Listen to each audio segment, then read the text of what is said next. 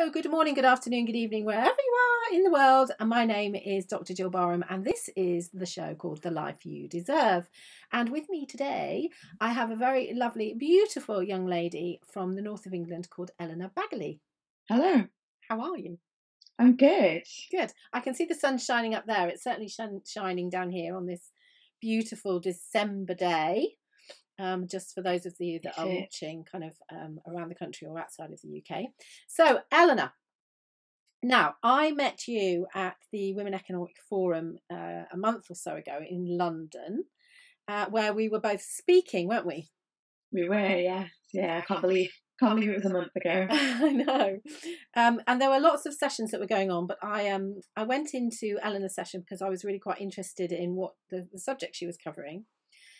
Because I do a lot of work with women, and particularly with mums and women of a midlife sort of age, who are either an older mum or indeed grandmothers. So I'm quite interested in children and helping children to be the best that they can be in life.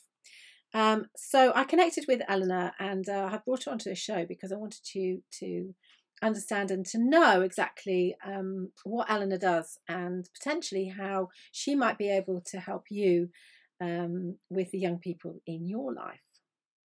That's the reason for it.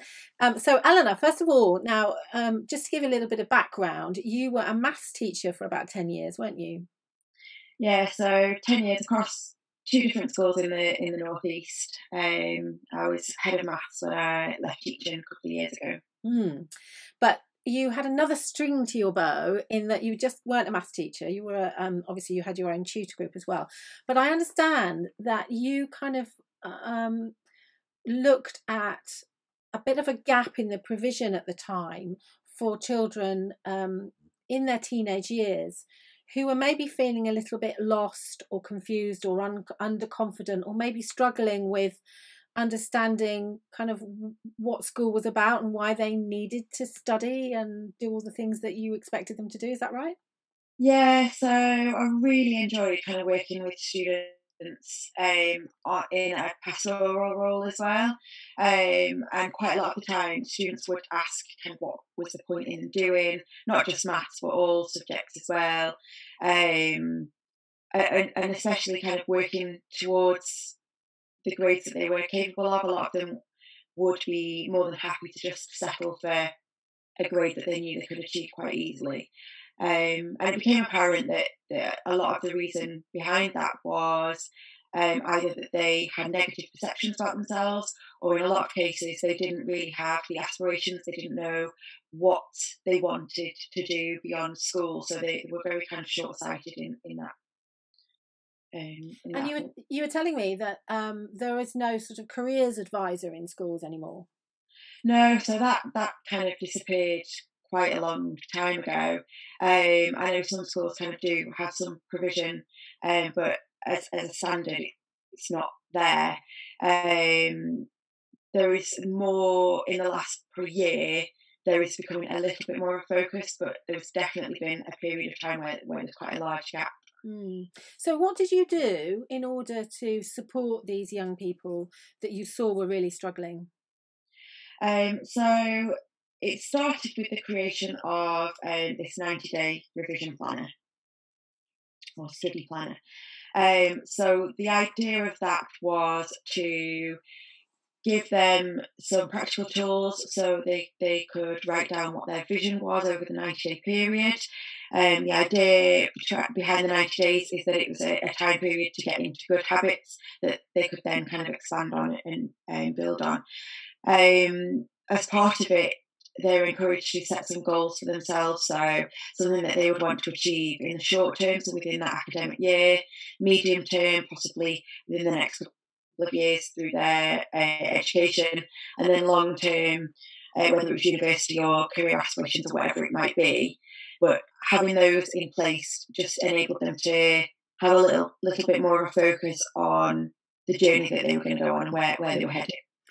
But it wasn't only really. I mean, I know it was an academic. It is an academic planner, but you also incorporated into their kind of looking at their current skill set and the characteristics they have, and kind of building their confidence and their vision and their feelings about themselves. Is that right? Yeah, so one part of it is looking at the characteristics and their personalities now, with two kind of ideas in mind for that. One was to see kind of what their existing characteristics were and where that might direct them later in life. But also looking at how they could build on those in order to be the best version of themselves, to be successful later on. That's great. And you did this on a one-to-one basis or in groups? Well, how did you do it? When I very first started it, I started it kind of one to one just to see what it was like with a small kind of group of students. I'd meet with them either one to one or in twos, and then we rolled it out across the school. We worked on it with our tutor groups. So I was a year 11 tutor at the time, so all the year 11 tutors kind of worked on this on a weekly basis with their students in the tutor group. And did you see results? Or rather, what results did you see whilst you were doing it?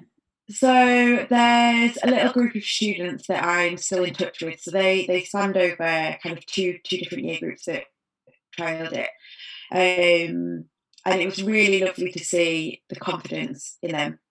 They were quite overwhelmed with school life. They some of them, one of the girls in particular was struggling, that she wasn't sure she could achieve what she wanted to do, and having the practical approach and something there that she could kind of get down in black and white really helped her kind of focus and get organised, and have a little bit more of an idea of where she was heading. Yeah, so this made a massive difference. And I know that's only one example, and you've already shared with me that there were lots of other children that really benefited from it. So after that, though, or rather alongside that, there was kind of an offshoot that happened almost by mistake, wasn't there? By accident, I should say. Yeah. So I think it was while I was in the zone of putting the work together with the planners, I ended up scribbling down some notes, which then became two stories. And it was by accident, and I didn't even really think the fact that I'd written the stories at first. So these stories are aimed at kind of primary school, because what you identified was that although you were working with secondary school children and teenagers, that actually a lot of their kind of limitations, their personal kind of hang-ups, if you like, their restrictions, their whatever it is, the feelings that they had about themselves, actually, if you could have instilled positive mindsets into them as they were younger, that maybe they would have coped better as teenagers. Yeah, so I think it's really important to kind of lay down positive foundations for him as early on as possible. The analogy that I like to use is about if you were going for a walk, you would take the path that's well trodden rather than the one that's overgrown. So by laying down the foundations and having a more positive outlook about yourself and life and a more focused approach, as you get older through kind of adolescence and then into adult years, your brain will automatically take the paths that are well trodden rather than the overgrown ones. Yes, because you've had a good experience. And I think, as a parent now of children in their 20s and 30s, the one thing that I have learned is that, it's just our job to instill in your children a sense of resilience and emotional resilience, so that whatever comes along they can deal with, because we're not involved, particularly when our children go into schools, as much as we'd like to be. We're never as involved in our children's lives as we'd like to be, at that stage. And so they're very often going to talk to their friends rather than you. So all the work as a parent really needs to be done in those years, particularly up to 7. Yes. The 0 to 7 is vital for that compassion and connection with your children.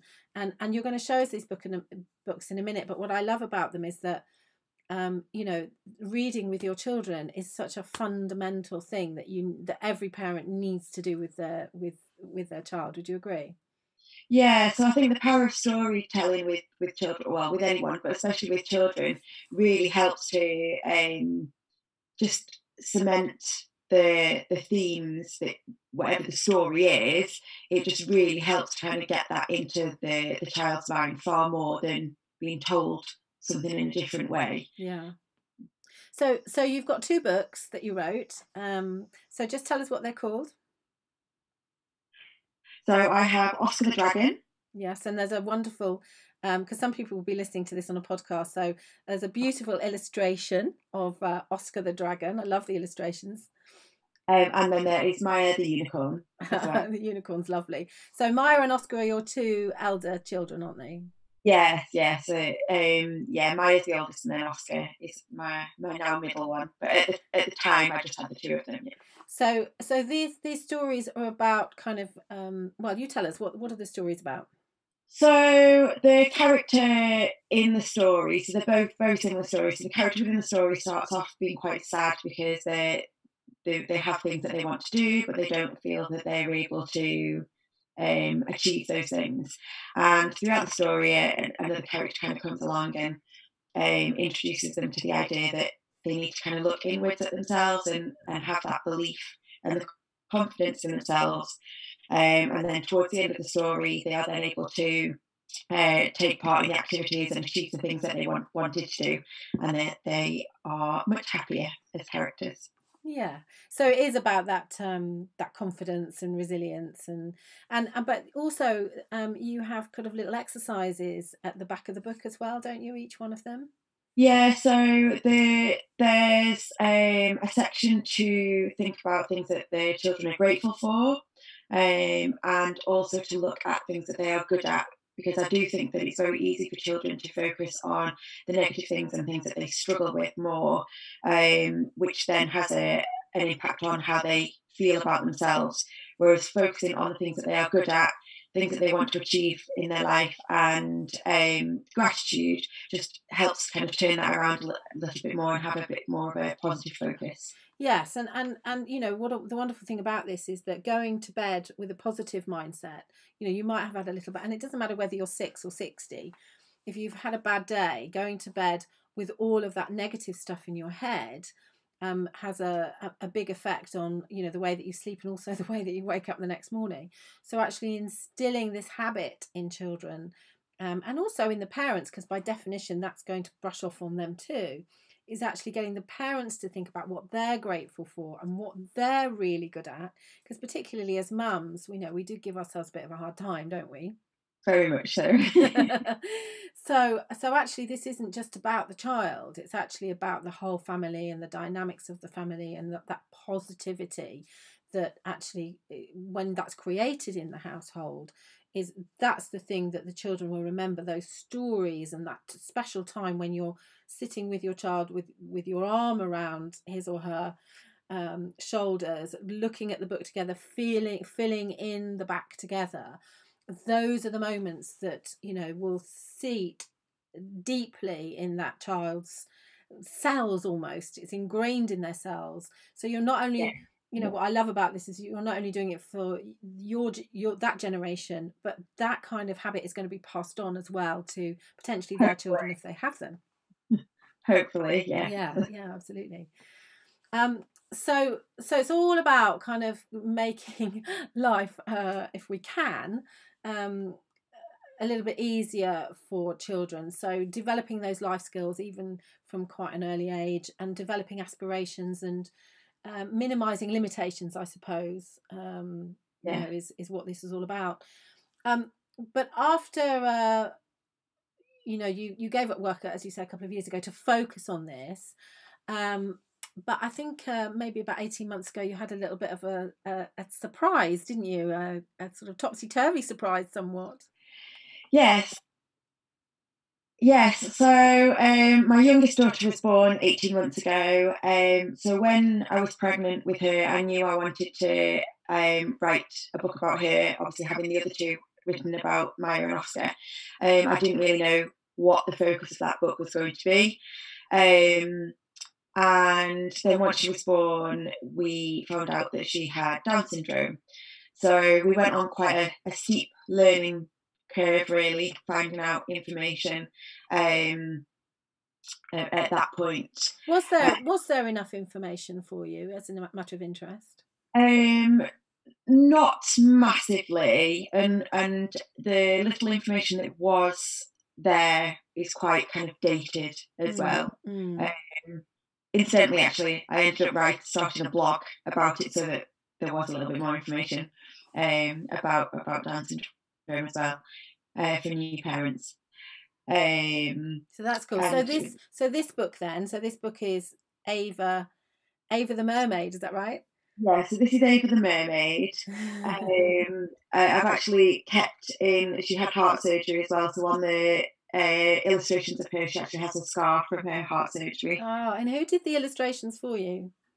A lovely lady called Jen Garside, who's absolutely amazing. Oh, big shout out to Jen Garside. Yeah. Definitely. She has made them what they are. Yeah. So this story then had a different theme. So presumably this became very self-evident what this book needed to be about.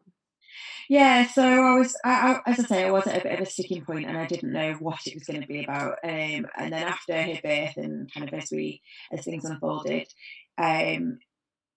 it just seemed to make sense that it had to be about kindness and inclusion, despite difference, difficulty, or disability. I wanted to keep it quite general so that it was applicable in any situation, and just an encouragement for everyone to be a little bit kinder. Yes, and I believe your elder two children have been such beautiful examples to you by the way they help you and look after Ava. Yeah, so they're a massive support to Ava. They help her with physiotherapy, with development. As a family, we've learned Makaton. So both the older two children have really embraced. Is that a sign language? So it's a sign language for people who have communication difficulties. So, and they've both kind of been learning that. It's now become a language that we use at home alongside speaking to help her as well. So yeah, I couldn't have asked them to be better. I'm so kind of immensely proud of how they've been as well. Yeah, it's amazing when you think that there's a situation that might appear adverse, that actually the amazing good things come out of it. Oh, yeah, completely. So any thoughts that I'd had kind of prior to being tested or anything, completely blown out of the water, opposite ends of the scale. Yeah. And I believe also that you've become involved in a charity, haven't you? Yes, there's a charity up here in the northeast that was set up a year ago by a friend called 321. And part of that is to help give welcome packs to families that have a baby with Down syndrome. Again, partly because of the lack of up-to-date and relevant information. So Ava the Mermaid has formed part of the pack that goes out to new families. So it's there for families that have a child that's going to be an older sibling, so that they can have this message. But equally, the book's there for the baby that's been born as kind of they grow up as well. Yeah, that's lovely. It's a really beautiful thing to do. And so your books are available on your website. So your website is thesnowdropstory.co.uk. Is that right? It is, yeah. Snow.story.uk. And so your books are available there. Yeah. And are your planners available there as well? They are. Everything's available there.